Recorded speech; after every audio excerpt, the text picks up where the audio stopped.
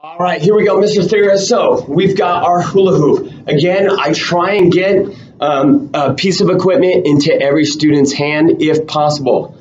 All right, I know that's a lot of jump ropes or that's a lot of hula hoops out at once, but man, if you can have good management, it works and it's great.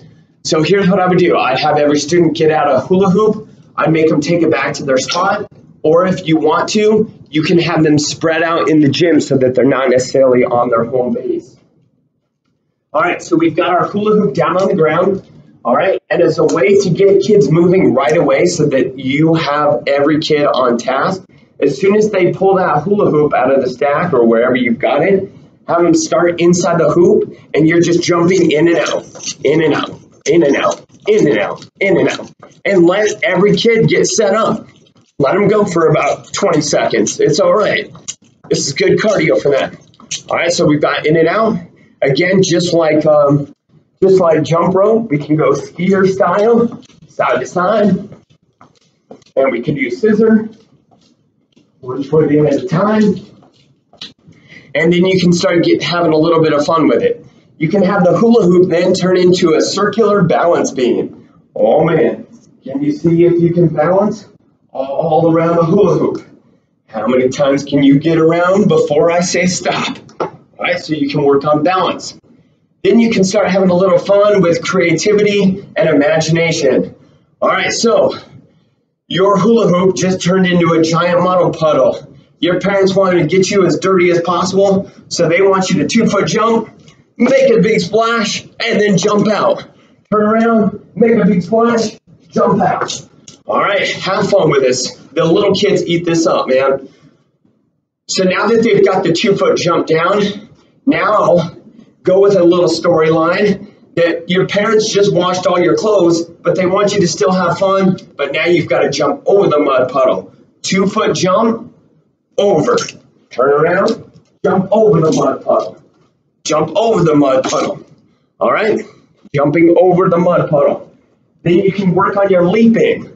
All right, we just did leaping at Cascade the other day. All right, so that's 1 foot, landing on the other foot. Leaping over your hula hoop. Then if you want to get a little creative, you can turn this into a game. All the kids have their hula hoops down on the ground. When I say go, we're going to see how many hula hoops we can leap over. So imagine this whole carpet is filled with hula hoops. How many hula hoops can you leap over in 30 seconds? All right, ready, set, go. And I got 1, and I got 2, and I got 3, and I got 4. And ready, 3, 2, 1, freeze. Hands on knees, and walk it back to your hula hoop. All right, so now they're back at their hula hoop. You can let them cool down. Do something where their heart rate is going to allow them to come down. Now you might want to throw in hula hooping around your waist. All right, so with the kinders here at Benson, I started really basic. All right, I did not go into how you move your hips. I just had them get it around their waist and then just give it a spin. All right, and it falls down to the floor. Seriously, they can go for a good minute on this. All right, and you're going to get some of those kids that either A, naturally know how to do it, or B, they are going to try to get that thing to keep spinning. And just let it go. It's all right. Let them go around their waist for about a minute. All right, see where they go. Then it's up to you. Do you want to go ahead and teach them how to hula hoop? Yes or no? If you do, I have them go 2 different ways. I say one way is that you can rock back and forth, front to back. All right, another way is going side to side. But if you try and wiggle and go in a circle, it actually doesn't work.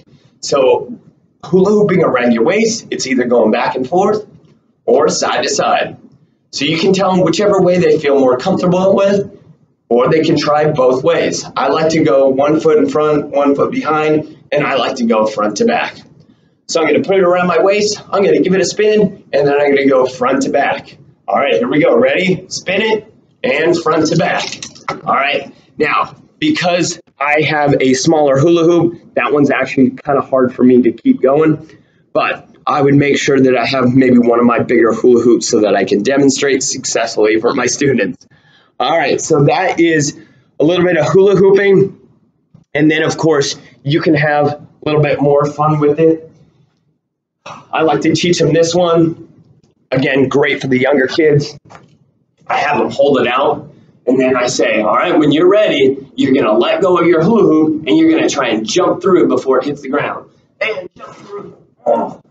All right, and kids, man, they love that. And you know, we've got some rowdy kids at Cascade. They'll like that one, jumping through the hula hoop. All right, then we've got spin it like a top. Take it. See if you can spin it like a top. How long can you keep that hula hoop spinning? All right. And again, adjust as you need it. Use any of these, use none of these. All right, then we've got walk the dog. So again, working on that flick motion of the wrist. All right, trying to flick that wrist and kind of snap it back. All right, so we want to try and put backspin on it and have that hula hoop come right back to us. All right, so that is walk the dog.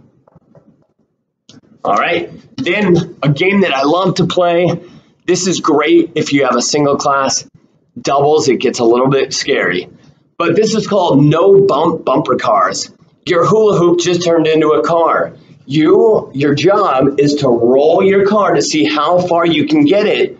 However, if you let your car crash into another hula hoop or crash into somebody else, guess what? That's your fault. All right, so don't let it hit anybody else. Don't let it hit their hula hoop. If it does, there's some sort of physical exercise you got to do to say sorry. All right, so if it hits somebody else, so I roll it. Oh, it crashed into somebody before I got it. All right, I got to go to my hula hoop, and maybe I've got to do 3 jumping jacks. All right, now I'm back in the game, and I roll again. So the idea is to roll it and to kind of chase and follow it so that you can grab it before it hits something. So again, I'll start back here, and I'll roll it, and I'll kind of chase it so that I make sure that it doesn't hit anything. So that way, I'm not having that penalty of jumping jacks. All right, so a bunch you can do with hula hooping. Of course, you can, if you want, you could go hula hooping around the knees. You could do hula hooping around the neck. Maybe with some of your older students, you want to try and get them going around the wrist or around the arm. All right, see if you can hula hoop around the wrist or arm. All right, so have fun with it. There's a lot you can do. You can easily get 10 minutes out of this, if not more, just depending on how far you want to take hula hooping. All right, so there's some jump roping, there's some hula hooping for you. If you have any questions, concerns, comments, all right, don't be afraid to ask, and I'm going to upload these to YouTube and send you the link. All right, we'll see you on Wednesday, all right, and you'll be the pro by then. All right, we'll see you, John Paul.